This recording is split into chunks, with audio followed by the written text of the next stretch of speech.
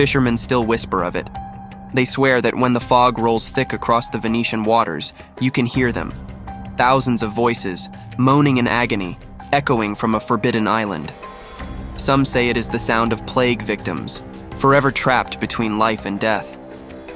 Others insist it is the asylum's tortured souls, their cries carried on the wind. Tonight, we uncover the mystery of Poveglia, the island of ghosts. Just 7 miles south of Venice, hidden in plain sight, lies a piece of land most Venetians refuse to even utter aloud: Poveglia Island. Unlike the picturesque canals and carnival masks that tourists flock to, Poveglia is avoided, feared, and locked away behind legal restrictions. The Italian government itself has declared the island off-limits, for reasons they claim are safety concerns, but locals know better. Here, history is not written in books. It clings to the very soil, the air, the crumbling stones of an abandoned hospital whose windows gape like hollow eyes. Fishermen will steer their boats wide around it. Gondoliers, who otherwise spin tales of romance and opera, grow silent at its mention. Because Poveglia is more than just an island, it is a graveyard, an ossuary of plague and madness, and perhaps something else. To understand Poveglia's infamy, we must step back to the 14th century, when the Black Death swept across Europe. In Venice, the plague struck with terrifying speed, killing 60% of the city's population within a single year. Entire families perished in days, their bodies left to rot in cramped quarters. Fear spread faster than the disease itself. Authorities grew desperate. To contain the contagion, they turned to isolation. Anyone showing even the faintest symptom, a cough, a fever, was ripped from their homes and ferried to Poveglia. The island became a quarantine colony, a place of no return. Small wooden boats piled high with the sick drifted into its shallows, unloading the doomed. Some were already dead upon arrival, their corpses stacked in trenches and set alight in towering pyres. Others, still alive but barely clinging on, were tossed into the fires with them, burned alive in the desperate effort to cleanse the disease. It is said that over the centuries, more than 160,000 people were sent here, their ashes mingling with the soil. Even today, dig beneath the surface of Poveglia, and you will find bones. The ground itself is said to be made of 2 things: earth and human ash. Centuries passed, but Poveglia's reputation only deepened. By the 18th century, plague outbreaks once again ravaged Venice. The island resumed its grim role as a quarantine station. Ships arriving from distant ports were forced to wait offshore, their passengers inspected. If sickness was found, the infected were dispatched to Poveglia. But the island's darkest chapter had yet to begin. In 1922, the abandoned quarantine structures were converted into a psychiatric asylum. At the time, mental health care was brutal, experimental, and often inhumane. Patients were confined in cold, damp wards where disease and despair festered. Nurses reported eerie screams at night, but their complaints were dismissed as hysteria. And then came the doctor. Whispers tell of a physician who conducted horrific experiments within Poveglia's crumbling hospital. He performed crude lobotomies with hand drills, claimed to be curing insanity, and left his patients mutilated, their cries echoing across the lagoon. Locals claim the doctor himself went mad, driven insane by the very spirits of those he tortured. One night, he climbed the asylum's tall bell tower and leapt to his death. Witnesses say he did not fall alone, that a dark shadow pushed him. From that moment, the hospital was abandoned. And yet, the bell tower still stands. Though the bell was removed decades ago, fishermen insist they hear it tolling late at night across the waters. Officially, Poveglia is closed. Italy has auctioned the property several times, but every deal mysteriously collapses. Contractors refuse to step foot there. Even the bravest urban explorers describe a suffocating presence, as if thousands of unseen eyes are watching. Graffiti covers the asylum's peeling walls. Beds rust in corners. Surgical tools lie scattered across the floor, untouched since the last patient left. The air smells faintly of salt, mold, and something else, burnt flesh, though no fires have burned there in a century. And beneath the silence, there are sounds. Footsteps in empty corridors, shrieks echoing across the lagoon. Italian pleas whispered from shadowed rooms where no one lives. It is no wonder that many call Poveglia the most haunted island in the world. Some dismiss these tales as folklore, exaggerations crafted by Venetian boatmen to entertain tourists. Yet, what makes Poveglia different from other haunted places is its undeniable bloody history. This is not a castle with a single ghostly legend, nor a graveyard with a handful of tales. This is an island where tens of thousands died in agony, despair, and isolation. Science tells us the soil is heavy with carbon from burned bodies, that bones beneath the earth can be explained by plague burials. But what science cannot explain is why so many who step foot on the island leave trembling, swearing never to return. Even hardened soldiers during World War II refused to use the island, despite its strategic location. Local fishermen say their nets pull up skeletal remains more often than fish, and Venetian police refuse to patrol its waters after dark. Why? Because they too have heard the voices. The unanswered questions. Why does the bell tower toll when its bell has long been removed? What of the divers who claim to see skeletal hands reaching from the lagoon's floor? And why, even after centuries, does the Italian government keep the island sealed, guarded, and silent? Is Poveglia cursed by the plague? Or do its restless spirits still walk among the ruins, forever bound to the ashes of their suffering? What you are about to hear next may answer those questions, or deepen the mystery. Stay with me, because in the next chapter, we will dive into the chilling accounts, the screams, the shadows, the apparitions that still haunt Venice's Forbidden Island. What you're about to hear is not legend, but eyewitness testimony. For over 200 years, the people of Venice have spoken of Poveglia in hushed tones. Stories of bells that toll in the night, of screams that echo from empty halls, of shadows pacing the shoreline long after the last soul has left. The question is not whether strange things happen on this island, but why they keep happening. The most enduring story centers on the bell tower. The asylum's tower looms over the lagoon like a sentinel. Officially, the bell was removed in the mid-20th century when the hospital closed, but fishermen claim they still hear it. Take Marco Santini, a fisherman now in his 70s. He recalls one summer evening in 1977, rowing with his father near the island. The sea was calm, the stars clear, when suddenly, we heard the bell. Not once, not twice, 5 times, slow and heavy. But the tower, it was empty, no rope, no bell inside. My father crossed himself and told me to row faster. He said the dead were warning us. Marco never fished near Poveglia again, and he isn't alone. At least a dozen accounts exist of sailors, fishermen, and even Venetian police reporting phantom tolls, always at night, always when the mist rolls thick. If the bells aren't enough, there are the voices. Residents of Malamaco, a small town on the lagoon's edge, claim that on still nights, they hear what can only be described as screaming, hundreds of voices crying out in agony. Local teacher Isabella Vianello described it to reporters in 1989. It's not just one scream, it's many, all layered together, like a choir of suffering. Some sound closer, others far away, but always from the direction of Poveglia. It goes on for minutes, sometimes longer, and then silence. As if the island takes a deep breath and waits for the next night. Authorities dismissed it as wind-carrying sounds from Venice, but locals insist they know the difference. Venice's sounds are laughter, gondoliers singing, the bustle of tourists. Poveglia's sounds? Pain, despair, and madness. In the 1960s and 70s, when Italy's government still debated what to do with Poveglia, several expeditions attempted to land on the island. Most ended with eerie reports. One involved a police patrol boat in 1969. Officers were sent to investigate reports of smoke rising from the island at night.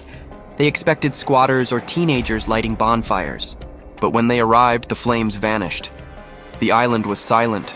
No sign of recent fire, no footprints, nothing. Yet as they turned their searchlights toward the abandoned asylum, they swore windows on the upper floor glowed orange, as if the building itself were on fire from the inside. The officers filed a report, but no follow-up was made. The story only leaked years later when one of them, retired, spoke anonymously to a Venetian newspaper. Then there were the boats. In the early 1980s, two groups of thrill seekers tried to sneak onto the island at night. Neither group made it to shore. In both cases, their engines inexplicably died as they neared Poveglia. One boat drifted for hours until dawn before restarting. The other was towed back by fishermen, its occupants shaken and pale. One man, asked what happened, simply muttered, "It didn't want us there." Much of Poveglia's terror is rooted in its time as an asylum. Even during its operation, patients told stories of shadowy figures roaming the halls at night. Nurses, though skeptical, admitted strange occurrences: doors slamming, footsteps echoing, objects moving on their own.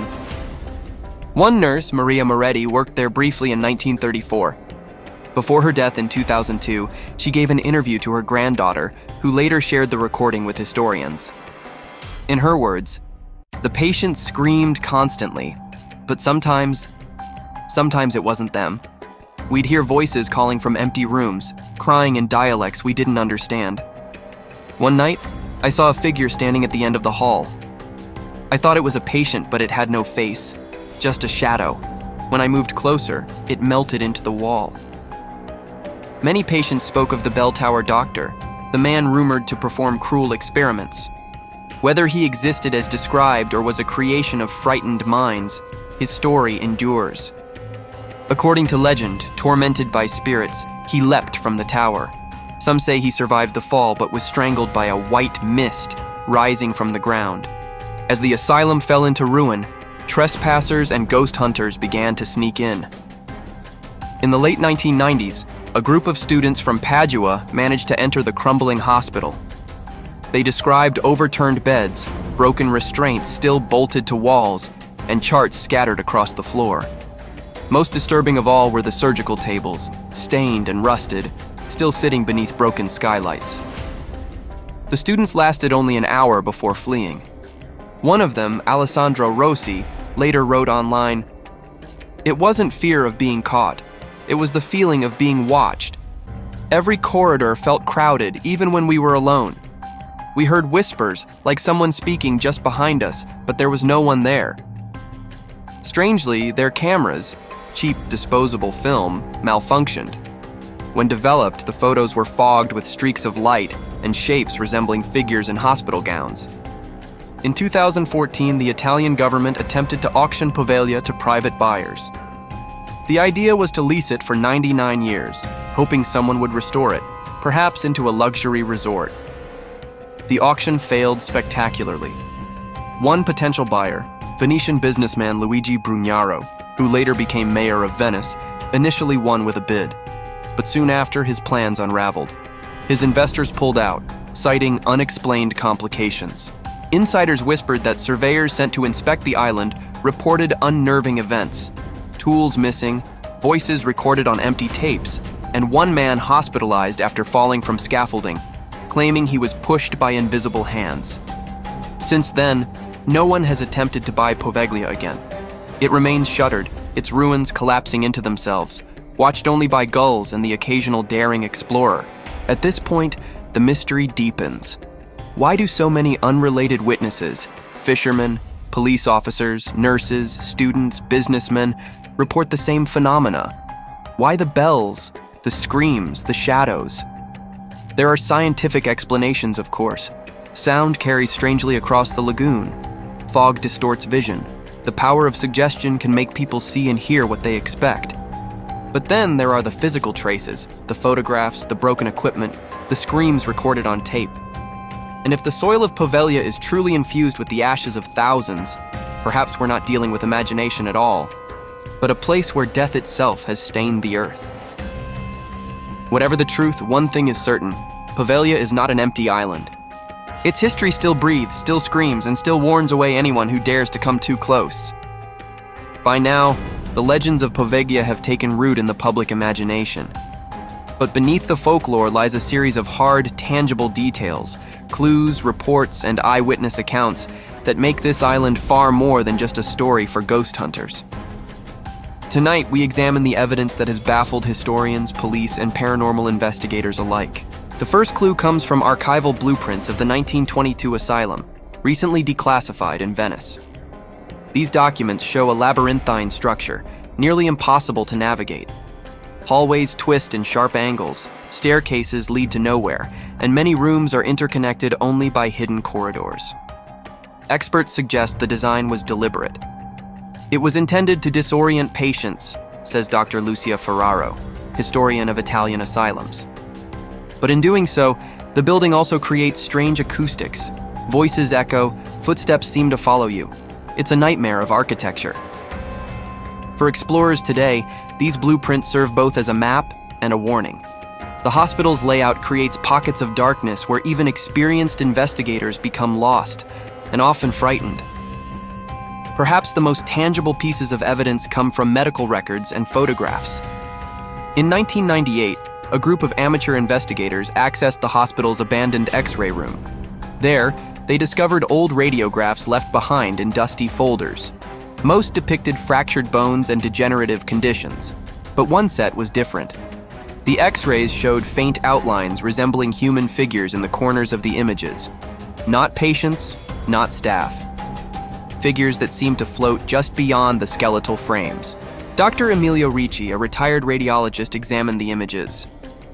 At first, I thought it was double exposure or light leak, but the shadows appear in multiple images in consistent locations, and they interact with the environment in ways a photographic error cannot explain.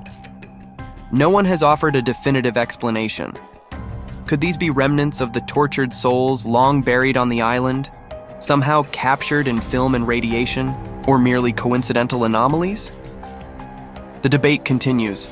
Suspicion on Poveglia is not reserved for the supernatural alone. Historical records reveal multiple individuals who may have contributed to the island's notorious reputation.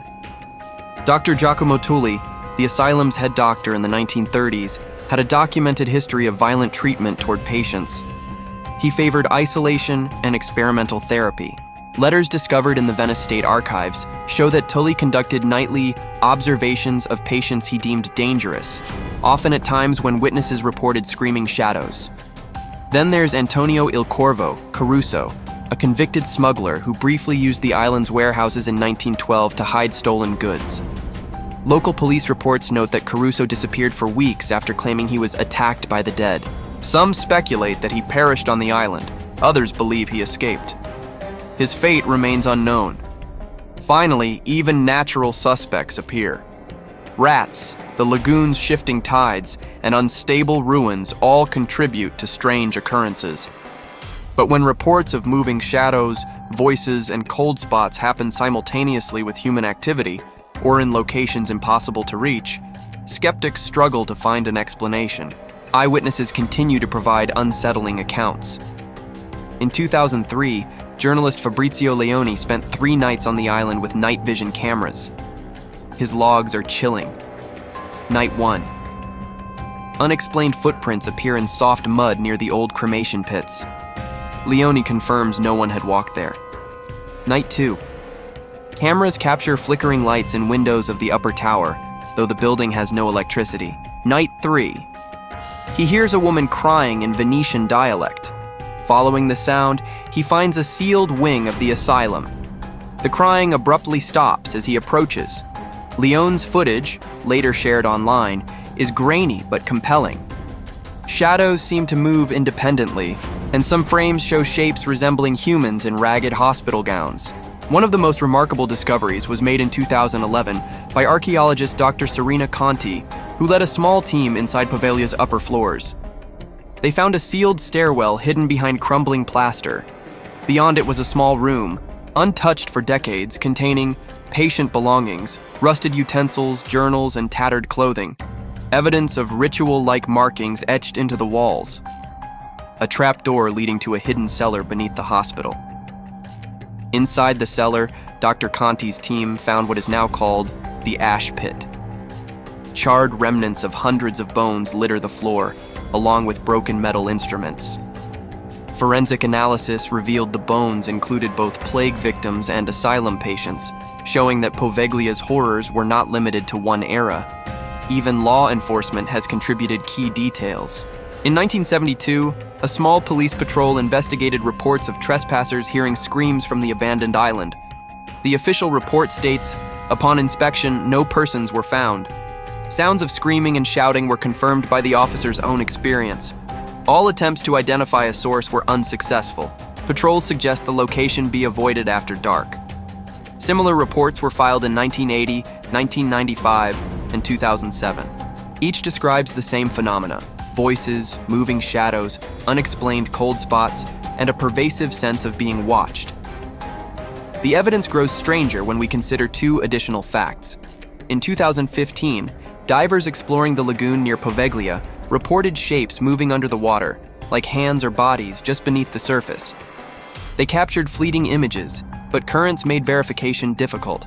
A local historian, Giulia Mantovani, discovered letters from an asylum patient in 1938 describing people walking on the roof, faces pale and hollow, eyes like ash. The letters were unsigned, but Mantovani believes the author was a nurse documenting forbidden events. These mini cliffhangers suggest that Poveglia's story is far from concluded. Every year, new accounts emerge, each reinforcing the island's reputation as a place where history, horror, and perhaps something beyond collide. By now, it is clear, Poveglia is not just haunted by memory. There are patterns, evidence, and locations that point to a central truth. The island retains the echoes of suffering in ways that defy explanation. Shadows, whispers, X-rays, hidden rooms, and mysterious physical traces all converge, building to a point where ordinary fear can no longer account for what occurs here. Poveglia doesn't just hide its secrets, it guards them. And those who dare to investigate find themselves drawn into the very heart of its darkness. Soon, we will reach the moment when the veil lifts, revealing the most shocking truth the island has ever held. All the evidence, all the whispers, all the shadows we've traced so far converge at this point, the climax of Poveglia's story. The moment when fear turns to shock, curiosity turns to horror, and the island finally reveals its darkest secrets. In 2017, Lorenzo Bellini, an experienced diver and urban explorer from Venice, decided to investigate reports of bodies and shapes lurking beneath the lagoon surrounding Poveglia. He had heard the stories, the hands, the forms glimpsed beneath the water, and he wanted proof. Equipped with underwater cameras and sonar, Bellini spent 3 nights diving near the island. On the final night at approximately 2:17 a.m., he noticed something strange on the lagoon floor. It looked like a hand, Bellini later reported. I thought it was a branch or debris at first, but when I swam closer, I saw a skeleton, its arm outstretched, pointing toward the surface, like it was reaching for help or warning me away. The footage sent chills through the Italian diving community. Bellini surfaced immediately, but the image haunted him. The hand appeared to be placed unnaturally, as if intentionally displayed. Subsequent dives revealed dozens of skeletal remains, some partially covered in silt, others in twisted, unnatural positions. Shortly after Bellini's discovery, a team of paranormal investigators attempted a live-streamed exploration of the asylum's bell tower. Among them was Elena Rossi, a psychic medium who claimed to sense spirits in extreme distress. As the team ascended the crumbling staircase, cameras captured a shadowy figure darting across hallways, moving against the direction of the wind. Temperature drops recorded at 8°C in a hallway with no ventilation. Faint whispers recorded saying, "Andiamo via, lasciaci stare, go away, leave us alone." Upon reaching the bell tower, Rossi suddenly froze. Her voice shook as she whispered, "They are here. Hundreds of them. Not angry, but trapped. And one watches from the water." At that moment, the cameras captured a face pressed against a broken window, pale, hollow-eyed, and dissolving as if mist itself. Crew members fled in terror, leaving behind equipment that later recorded audible screams overnight, even when the building was empty. The combination of underwater remains and bell tower apparitions began to suggest a terrifying possibility. Poveglia's horrors were not confined to history. Something of the suffering endured there persisted, an energy or consciousness that anchored itself to the location. Experts analyzing the dives and recordings considered multiple theories: mass hysteria and suggestion. Could trained investigators, aware of the island's reputation, have triggered psychological phenomena? Environmental factors. Sounds echo unusually across the lagoon, and currents can move objects unexpectedly. Residual energy theory. Some paranormal researchers argue that extreme suffering imprints itself on places, an emotional residue that can manifest physically. Yet the skeptics struggled. The skeletal remains found by Bellini's team were not recent. Forensic testing confirmed that some had died decades, if not centuries ago. The positions of the bones and their arrangement seemed deliberate, as if someone, or something, had arranged them underwater. Meanwhile, inside the asylum, investigators began piecing together evidence that went beyond the paranormal. Hidden rooms revealed journals and patient files describing ritualistic behaviors by staff, a practice never officially recorded. Notes from 1936 detail: patient moved to basement, ceremony performed, isolation maintained, no sound from above except whispers of the dead. Another patient journal from 1938 described seeing figures walking across the rooftops at night, carrying lanterns. These figures were never identified, and the notes describe a feeling of being observed from below, echoing accounts from outside the island. It's possible the island's asylum staff, already cruel and experimental, may have intentionally amplified the suffering of patients, creating an environment where psychological torment became indistinguishable from paranormal activity. What truly escalates Poveglia from legend to terrifying reality are the synchronized occurrences reported over decades, underwater skeletal arrangements that seem intentional, bell tower apparitions aligning with tidal movements, voices and whispers recorded in abandoned wards, temperature anomalies and unexplained lights in sealed rooms. Investigators, divers, and historians all notice a pattern. The island's phenomena peak at night, during high tide, under specific lunar phases. This consistency hints at something structured, not random. Perhaps the most chilling moment came from Bellini's underwater dives. Analysis of sonar and footage showed skeletal hands pointing not only upward, but also toward specific locations on the island. The abandoned crematorium, the upper tower, the hidden ash pit discovered by Dr. Conti. Could these gestures be interpreted as a warning or a guide? The implication is disturbing. The dead are communicating or controlling the environment, directing attention to the sites of the island's greatest horrors. The climax of Poveglia's story lies in the confrontation of human understanding with the unknown. The divers, historians, and paranormal investigators all face the same chilling realization. Physical evidence exists: bones, hidden rooms, X-rays, journals. Environmental anomalies persist: lights, sounds, cold spots. Eyewitnesses continue to report consistent experiences.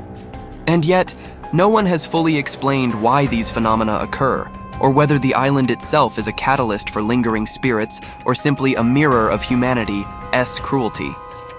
Poveglia reaches its peak of horror not in a single scream, nor in a single dive, but in the intersection of centuries of death, madness, and human cruelty. The island doesn't just remember, it reacts, whispers, and some say, moves. And when the bell tolls, when the mist rolls in, the living may finally understand why the dead never left. We've traced Poveglia through centuries of plague, isolation, asylum horrors, and modern exploration. From its mass graves to the hidden ash pits, from the bell tower apparitions to the skeletal hands beneath the lagoon, one thing is clear. Poveglia is more than an island. It is a repository of human suffering, a monument to death, madness, and mystery. Let's retrace the journey. In the 14th century, Venice faced the Black Death. Thousands of victims were sent to Poveglia, isolated on the island, left to die or be cremated en masse. The very soil was soaked in ashes, fire, and despair. Centuries later, the island became a psychiatric asylum. Patients were subjected to cruel treatments and isolation, while some staff engaged in behavior that may now be considered ritualistic or experimental. Nurses, patients, and even doctors reported shadowy figures, voices, and unexplainable phenomena. In modern times, explorers, divers, and paranormal investigators have documented skeletal remains under the lagoon, arranged as if to send a message, phantom bell tolls and whispers recorded by residents and nighttime visitors, X-rays and photographs showing inexplicable figures, hidden rooms and ash pits preserving decades of trauma. Every discovery only deepens the mystery. Is it supernatural, psychological, or a combination of both? Poveglia's story inspires multiple interpretations. Let's examine the most compelling, paranormal energy residue. Some researchers propose that extreme suffering can imprint itself on physical spaces. Poveglia, with its centuries of death, could function as a kind of spiritual echo chamber. The bell tolls, whispers, and apparitions would be manifestations of this lingering energy. Human psychological projection. Skeptics argue that fear, suggestion, and knowledge of the island's history create collective hallucinations. Explorers and locals may unconsciously reinforce each other's perceptions, giving life to the legends. Combination of human malice and environmental effects. The asylum's cruel treatments, combined with disorienting architecture and foggy lagoon conditions, might amplify ordinary sounds and shadows, producing a terrifying feedback loop. A message from the dead. Some believe the skeletal hands, the ghostly faces, and the bell tolls are attempts at communication. The dead are pointing toward crimes, atrocities, or even rituals performed on the island, guiding the living to uncover the truth. Experts remain divided. Dr. Lucia Ferraro, historian of Venetian asylums. Poveglia is a case study in human cruelty. The legends are understandable when you consider the history, but that doesn't mean they aren't also rooted in something real. There's something about the island that unsettles even rational observers. Professor Matteo Bianchi, forensic anthropologist. The underwater skeletal arrangements are particularly puzzling. Bones dating from different eras, placed in deliberate positions. Natural forces alone cannot account for it. There's a pattern here. Something is interacting with these remains. Elena Rossi, psychic medium. The spirits are trapped in cycles of suffering. They are not vengeful. They are trying to be acknowledged. Those who come to the island can feel it. It's not just a haunted place. It's a place that remembers, and it reacts.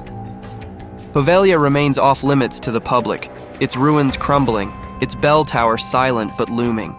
Tourists rarely see it, and those who attempt to approach are warned away by boatmen, often with stories too chilling to ignore. Yet curiosity persists. Journalists, historians, and ghost hunters continue to venture close, hoping to uncover its secrets. Despite decades of research, no single theory explains everything. The bones, the lights, the voices, and the apparitions remain a puzzle. And this is where you, the viewer, come in. Poveglia asks questions with no easy answers. Are the bell tolls and cries of the island truly supernatural? Are the skeletal hands pointing towards secrets left by humans, or messages from beyond? Does Poveglia feed on fear, drawing the living into its legacy of suffering? Could the island's darkness ever be fully understood, or is it destined to remain Venice's most enigmatic and forbidden place? We want to hear your theories. Some suggest the island is cursed, others argue it's mass hysteria amplified by centuries of trauma. Perhaps it's a combination, or something even stranger. If you've made it this far, you've experienced the story of Poveglia Island in all its terrifying detail. Now it's time to get involved. Comment below. Would you dare to set foot on Poveglia at midnight?